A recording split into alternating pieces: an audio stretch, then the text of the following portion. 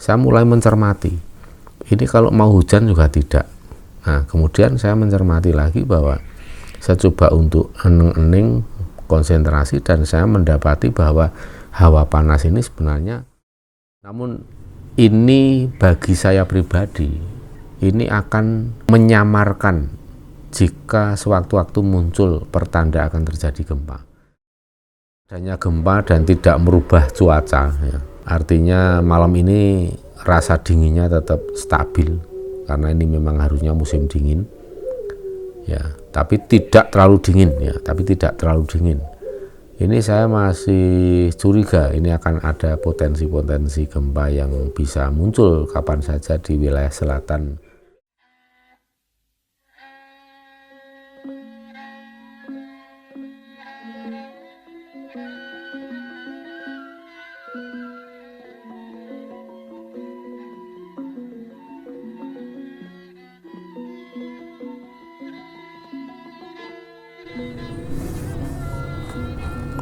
Jumpa lagi para pemirsa YouTube Surya KKS yang budiman di seluruh Nusantara, bahkan dimanapun saudara berada. Salam sejahtera, salam kebajikan, Om Swastiastu, Namo Buddhaya, Salam Salum Rahayu. Semoga kita semua dalam keadaan sehat berkas waras, ayom tentrem, lancar rezekinya, tansah pinaringan sewiloso saking ngersani Gusti Ingkang Maha Agung. Pada kesempatan kali ini saya akan melanjutkan vlog yang terbaru kemarin mengenai keadaan alam, terutama ini saya sampaikan beberapa hal yang perlu kita bahas bersama. Saya mengajak para pemirsa, khususnya sedulur-sedulur yang tertarik untuk mempelajari tentang ilmu titen atau seni membaca bahasa alam, karena beberapa hari ini kita disodorkan dengan adanya fenomena alam yang cukup berbeda dengan pada umumnya, terutama fenomena alam mengenai cuaca dan adanya kesinambungan berbagai fenomena yang lain, mulai dari gempa bumi, kemudian ada suasana yang hawa yang terasa panas, ya. Yang pertama saya sampaikan adalah saat ini kita memasuki bulan Juli. Juli ini sebenarnya sudah merupakan fase di mana terutama di sepanjang Pulau Jawa, Bali, ya, itu terjadi musim berdiding, yaitu musim yang sangat dingin, terjadi di musim kemarau, biasanya dimulai pada bulan Juni, Juli, Agustus, September. Selama 4 bulan itu Pulau Jawa terutama bagian selatan itu terjadi musim berdiding. Jika malam hari akan turun kabut, ya, mulai sekitar jam 9 malam, kadang mulai jam 7 malam juga sudah berkabut di beberapa wilayah. Itu sampai pagi, bahkan matahari sudah terbit pun biasanya masih ada kabut. Kabut itu benar-benar rendah, jadi bisa seperti di atas permukaan tanah. Di Jogja sendiri musim berdiding ini biasanya suhu di malam hari setelah jam 12 malam itu akan turun drastis, bisa mencapai 17 derajat, bahkan beberapa kali pernah menyentuh angka 16 derajat pada pukul 3 dini hari. Dan keadaan di siang hari matahari terik, tapi terasa juga, ya, di kulit itu hawa yang sejuk walaupun matahari terik. Dan mulai sore hari jam 4:30 atau jam 5 sore itu sudah mulai terasa hawa yang kekes, kalau orang Jawa bilang, atau dingin seperti menusuk tulang. Namun demikian pada tahun ini, pada bulan Juni, hawa masih terasa belum begitu dingin, masih terasa panas. Kemudian baru pada masuk bulan Juli itu hawa mulai terasa cukup dingin. Namun mulai pertengahan pekan kedua bulan Juli itu ada fenomena yang cukup aneh, ya, mungkin bisa dikatakan aneh karena memang tidak pada umumnya, yaitu di mana keadaan alam ini terasa buram, terasa redup atau temaram. Di satu sisi ini memang menghadirkan suasana yang romantik, syahdu, suasana yang benar-benar redup di siang hari. Bahkan sepanjang hari matahari hanya terlihat beberapa saat dan hanya temaram saja cahayanya, jadi tidak sampai terik. Untuk di beberapa wilayah terjadi hujan dan bahkan banjir, ya, banjir bandang. 1-2 hari di wilayah Jawa Barat, DKI Jakarta dan sekitar Banten terjadi banjir, bahkan di Garut kalau nggak salah, di Tasik, di Garut, Cianjur itu juga banyak terjadi curah hujan yang cukup besar sehingga ada beberapa titik tanah longsor, kemudian banjir yang cukup parah juga di daerah Bandung serta di Jakarta yang hampir merata di berbagai wilayah kota DKI Jakarta. Ini kalau kita mengingat bulan Juli, tentunya ini merupakan fenomena yang cukup langka karena biasanya banjir terjadi antara bulan Desember sampai bulan Februari. Paling telat-telatnya mundur sampai bulan April, tapi ini sudah bulan Juli. Kemudian di sisi lain, musim berdiding yang tadinya di awal bulan Juli sudah mulai muncul, tiba-tiba seperti berkurang dan lenyap ya. Dan anehnya itu di malam hari itu kadang malah terasa hawa yang cukup sumuk ya, atau cukup gerah, dan di siang hari juga. Nah, ini merupakan hawa panas yang muncul itu benar-benar membuat rancu, karena di satu sisi kita melihat langit yang temaram dan beberapa arah itu terlihat awan yang hitam kehitam-hitaman, itu menandakan adanya mendung, walaupun untuk daerah Jogja, Jawa Tengah dan sekitarnya itu masih cukup curah hujannya kecil sekali. Ini kalau kita amati dari kebiasaan atau perilaku alam, biasanya suasana seperti ini memberikan dampak berupa hawa anget yang kita rasakan itu cukup gerah ya, kalau orang Jawa bilang sumuk. Ini menandakan di langit sedang tertutup oleh mendung atau awan. Nah, biasanya sumuk ini terjadi pada bulan-bulan di mana banyak terjadi curah hujan, misalnya terjadi di musim penghujan. Sedangkan kali ini terjadi di musim kemarau yang harusnya musim berdiding, tetapi kita merasakan hawa yang cukup sumuk. Beberapa waktu yang lalu saya sempat merasa sedikit terkecoh ya. Saya kira ini hawa sumuk ini merupakan gejala akan terjadi hujan atau ada langit tertutup oleh mendung yang biasanya menimbulkan hawa sumuk dan biasanya terus panas, menimbulkan keringat yang bercucuran dan tidak lama kemudian terjadi hujan. Itu biasanya terjadi di musim penghujan. Namun kali ini hawa yang seperti itu terjadi di musim kemarau, bahkan ini seharusnya musim berdiding. Kemudian untuk hawa yang terasa panas dan di siang hari terutama, walaupun langit temaram, suasana redup, matahari tidak tampak, saya mulai mencermati, ini kalau mau hujan juga tidak. Nah, kemudian saya mencermati lagi bahwa saya coba untuk hening-hening, konsentrasi, dan saya mendapati bahwa hawa panas ini sebenarnya memunculkan rasa yang cukup panas di permukaan kulit, memunculkan suatu rasa yang seperti gatal-gatal ya, seperti kena air cabai atau seperti kena debu gabah ya, pating celekit, gatal-gatal. Nah, dari situ ya, seperti yang sudah sering saya sampaikan bahwa hawa panas pertanda gempa itu seperti itu, panas seperti kena air cabai atau kena debu gabah itu ya.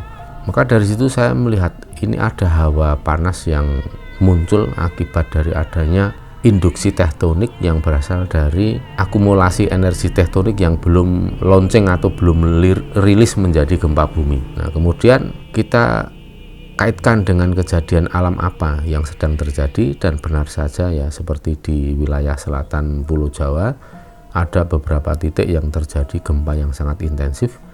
Misalnya di wilayah selatan Jawa Timur, terutama wilayah selatan Jember, kemudian ke timur lagi sampai ke daerah selatan Banyuwangi, dan kemudian kalau geser ke barat dikit sampai selatan Pacitan. Itu sangat intensif sekali dan tercatat oleh BMKG itu terjadi gempa-gempa yang cukup signifikan, terjadi di atas skala magnitud 5, kemudian susul menyusul. Setelah itu terjadi beruntut, hampir tercatat 33 kali gempa, atau bahkan ya ada tercatat kurang lebih 40 kali gempa di wilayah selatan Pulau Jawa, sisi timur atau Jawa Timur. kemudian merembet atau loncat titik-titik intensitas gempa ke wilayah barat. Biasanya itu terjadi di sekitar selatan Sukabumi, kemudian selatan Ujung Kulon, selatan Banten, hingga di Selat Sunda dan Lampung. Di situ kita bisa melihat intensitas gempa yang cukup banyak yang tercatat oleh BMKG. Kita bisa melihat di situsnya Gempa Bumi ya, atau situsnya BMKG, yang di situ akan mencatat kejadian-kejadian gempa bumi, dan kita bisa melihat data di situ sangat intensif terjadi di sepanjang Pulau Jawa kecuali wilayah selatan Jogja. Memang terjadi, tetapi tidak seintensif di wilayah selatan Jawa Timur dan Jawa Barat. Namun demikian tadi sore ya, kemarin sore pada tanggal 17 Juli jam 16:13 terjadi gempa di selatan Yogyakarta, tepatnya di timur atau tepatnya di tenggara Gunung Kidul atau di selatan Pacitan dengan kedalaman 10 km dan tercatat magnitudo 5,5. Gempa ini dirasakan sampai Nganjuk, Karangkates, Bantul, Wonogiri, Trenggalek, Pacitan, Sleman, dan Jember. Kemudian hanya selang beberapa jam kemudian gempa terjadi di wilayah Bayah, yaitu di selatan Sukabumi, tercatat magnitudo 4,2. Ini terjadi tadi jam 22.50 waktu Indonesia bagian Barat dengan kedalaman 11 km dan terjadi di tepi laut. Nah, kalau kita kaitkan dengan apa yang disampaikan oleh para leluhur, kemudian pengamatan dari sisi mata batin kita, bahwa yang sangat potensial terjadi gempa yang cukup besar dan bisa memicu atau men-trigger terjadinya tsunami itu ada di wilayah selatan Jawa Timur dan selatan Jawa Barat. Kalau ini terjadi ya, entah itu yang mana duluan, tidak menutup kemungkinan atau tidak mustahil itu akan men-trigger atau akan memicu gempa-gempa di wilayah yang lain yang juga cukup besar atau terjadi gempa susulan yang signifikan. Dan kita tahu bahwa secara pengamatan secara metafisik itu di selatan Pacitan hingga selatan Jember, seperti yang pernah saya sampaikan, di situ ada celah yang cukup dalam dan cukup lebar. Jika celah itu runtuh atau kemudian terjadi longsoran akibat adanya goncangan gempa bumi, bisa saja itu memicu gelombang tsunami di wilayah Jawa Timur, dan bisa saja gelombang tsunami itu merembet hingga ke Bali, ke wilayah selatan Jogja, selatan Jawa Tengah, Jawa Barat, hingga ke Lampung. Terus kemudian celah yang di selatan wilayah Sukabumi sampai ke Selat Sunda.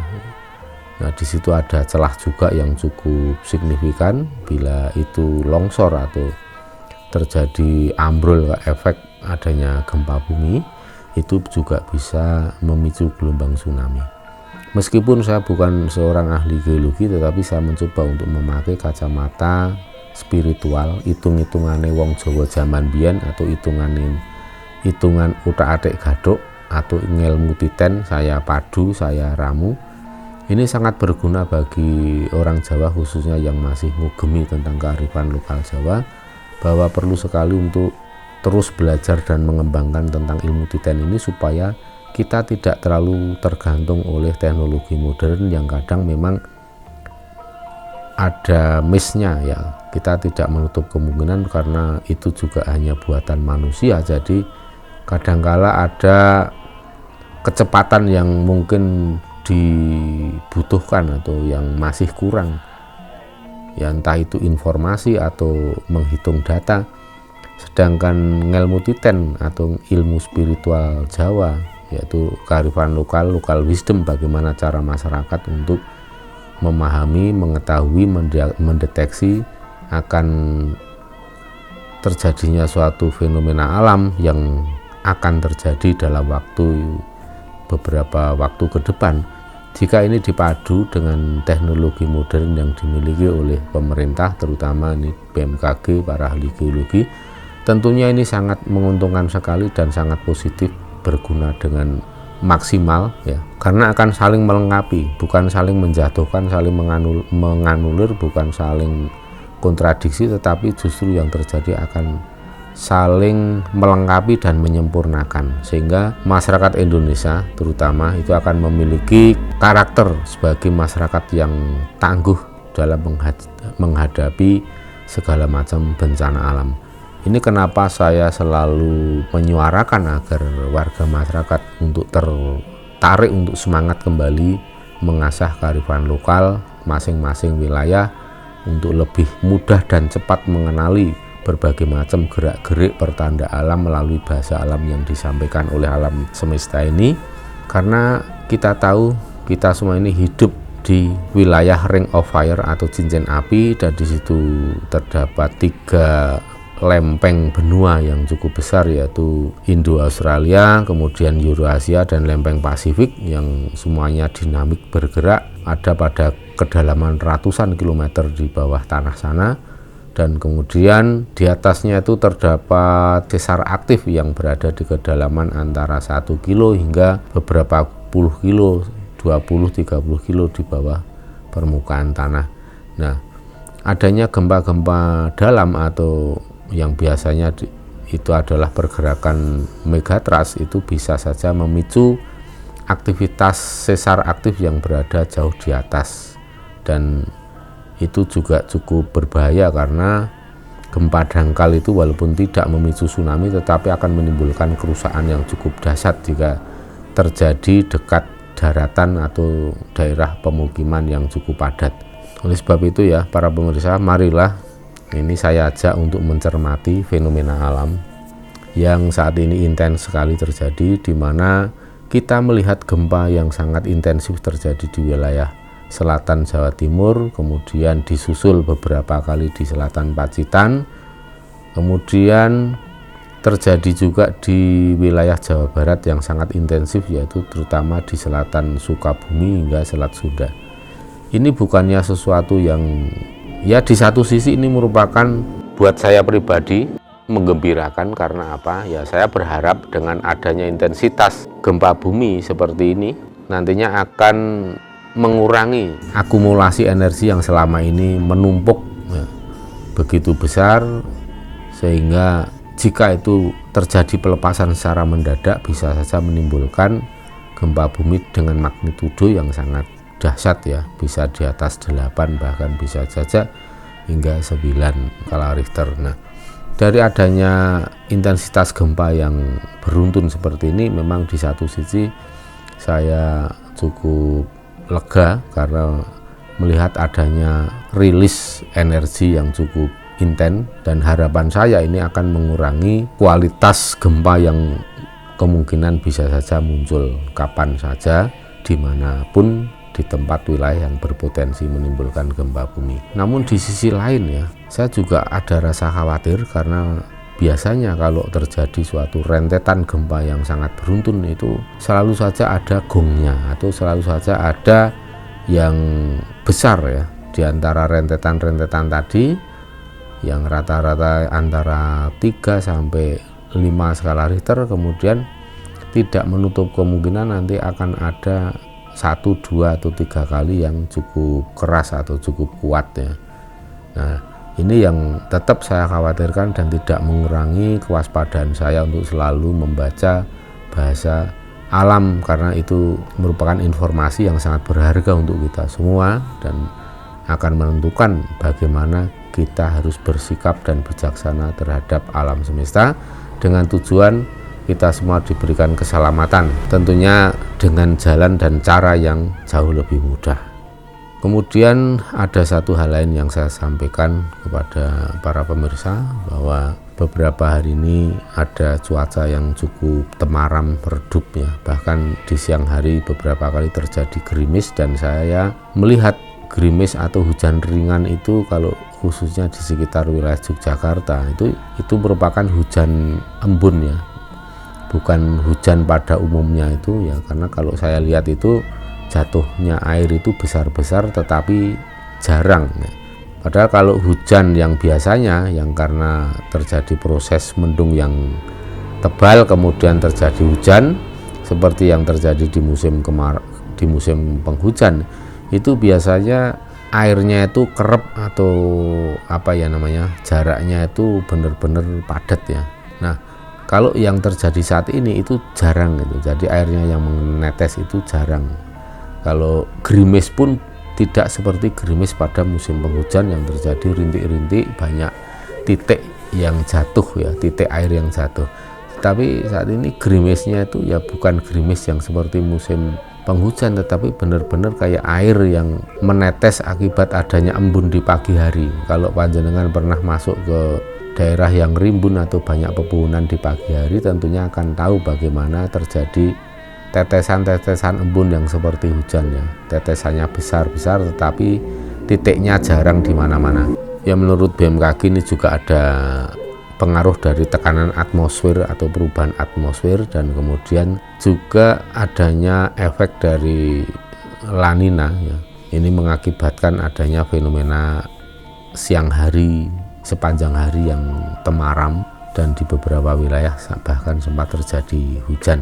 Jika kondisi seperti ini terus berlanjut sampai bulan Agustus, nanti yang akan terjadi biasanya kabut itu, temaram itu akan semakin tebal, akan semakin pekat. Walaupun sudah siang hari jam 12, jam 2 itu tetap akan pekat sekali seperti pagi hari jam 7, jam 8. Dan di jalanan itu kita bisa melihat ya, serasa kita hidup di Eropa, musim yang dingin ya, seolah-olah seperti musim dingin, suasananya temaram, dan jalanan itu basah karena embun. Bahkan nanti kaca mobil kita atau kacamata atau kaca helm itu juga bisa basah kuyup karena adanya embun yang nempel di kaca itu. Nah, itu jangan kaget bila nanti sedulur-sedulur mengalami hal serupa. Namun ini bagi saya pribadi, ini akan menyamarkan jika sewaktu-waktu muncul pertanda akan terjadi gempa. Jika tidak terjadi hari-hari yang temaram berkabut, ini tentunya saya akan merasa lebih mudah merasakan di mana akan terjadi gempa dengan skala berapa estimasi. Misalnya, ini kekuatannya bakalnya besar. Pertanda seperti ini, kekuatan gempa yang akan muncul kira-kira berada di jarak ya kurang dari 200 kilo sampai 500 kilo dari posisi kita berada, dan panas seperti ini, tanda seperti ini menunjukkan akan terjadi gempa di atas 5 skala Richter, bahkan mungkin lebih. Itu kalau terjadi di mana cuaca alam atau iklim itu normal, itu akan mudah bagi saya pribadi dan tentu saja sedulur-sedulur yang sudah sering mengaplikasikan kearifan lokal Jawa ini, yaitu ngilmu titen, ilmu untuk membaca bahasa alam, tentunya akan lebih mudah membaca semua itu. Namun karena adanya fenomena yang temaram dan redup seperti ini, ternyata cukup membuat rancu. Tempo hari, beberapa hari itu saya merasakan hawa panas ya.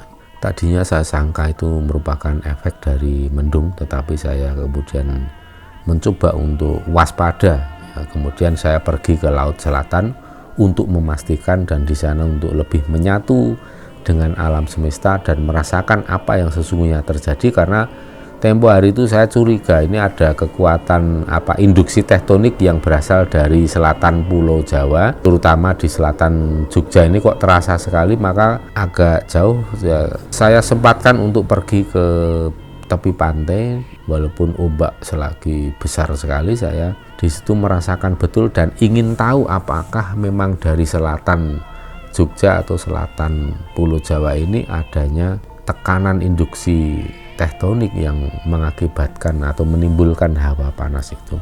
Dan waktu kemarin itu memang saya belum berani membuat kesimpulan, maka saya hanya bisa menyampaikan bahwa ada pertanda alam seperti ini, dan dulu yang terjadi kira-kira 30 tahun yang lalu yang pernah seperti ini juga, dan kemudian disusul oleh berbagai fenomena alam yang tidak mengenakkan ya. Di antaranya ya kalau saat ini memang ada banjir dan tanah longsor, ini lebih dahsyat dari yang dulu pernah saya saksikan 30 tahun yang lalu. Mudah-mudahan tidak lebih dahsyat lagi. Cuman kemarin waktu di pantai memang terasa sekali ini ada hawa yang cukup panas yang berasal dari induksi tektonik ya. Walaupun masih tersamar oleh kabut yang tebal, hawa yang cukup dingin. Oleh sebab itu kemarin saya belum berani menyimpulkan bahwa ini ada induksi tektonik yang potensial rilis atau meluncur menjadi gempa bumi. Namun kita hanya bisa melihat dan mengamati apakah memang nanti akan ada gempa yang muncul. Dan tadi kemarin sore, terus tadi malam itu sudah terjadi adanya gempa seperti itu di selatan Jawa, selatan Yogyakarta, selatan Pacitan, kemudian disusul di selatan Sukabumi dengan magnitudo 4,2 hingga 5,5 skala Richter, kedalaman 11 dan 10 skala Richter. Pukul 13.10 tampaknya cuaca juga semakin temaram, bukan semakin terang tapi justru semakin redup. Dan ombak pantai selatan pun beberapa hari ini tercatat ada kenaikan yang cukup signifikan. Terjadi gelombang pasang di berbagai wilayah pantai sehingga banyak juga kerusakan, termasuk seperti kios-kios, banyak yang porak-poranda karena diterjang oleh gelombang pasang. Ya, seperti ini Pantai Trisik penampakannya. Ya, kita bisa di sini atau di sebelah sini, atau cukup di sini biar lebih aman. Seandainya ada gelombang yang cukup besar, kita sudah cukup aman. Soal itu sampai di situ airnya. Ada ke utara, soalnya sewaktu ada tsunami gampang melayu.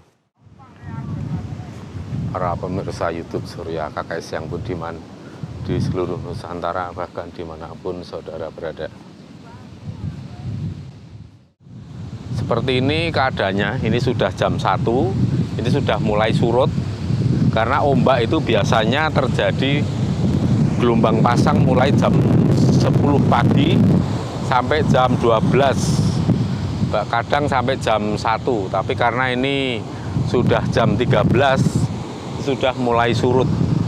Dan ini kita lihat akibat dari gelombang.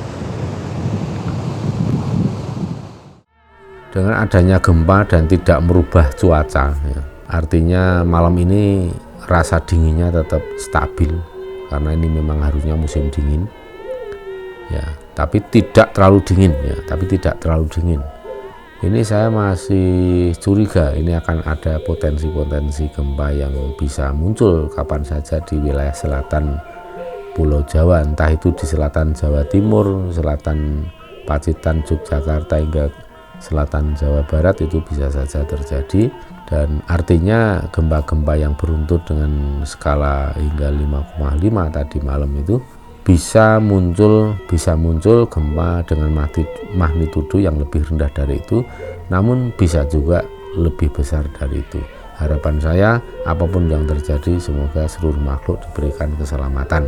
Itu yang perlu saya sampaikan pada sedulur-sedulur. Marilah kita bersama-sama untuk mencermati fenomena alam, terutama fenomena alam menjelang bulan Suro. Menjelang bulan Suro ini kita disodorkan, alam semesta menampilkan berbagai macam fenomena yang cukup langka dan unik, yaitu terjadi suasana atau cuaca yang temaram redup dan terasa dingin, matahari sepanjang hari hanya temaram, bahkan kadang tidak terlihat sama sekali. Dan kita akan memasuki bulan Suro kira-kira kalau nggak salah nanti tanggal 30 Juli ya, kita akan memasuki bulan Suro. Dan Suro yang akan datang ini adalah bulan Suro Sesideman. Seperti apa bulan Suro Sesideman ini nanti akan kita bahas pada video berikutnya. Demikian yang bisa saya sampaikan pada para pemirsa yang budiman dimanapun panjenengan berada. Saya sampaikan Wilujeng Rahayu kang tinemu bondolan bejo kang teka saking kersaning Gusti. Suro dira jaya ningrat lebur dening pangasuti. Rahayu sagung titah dumadi.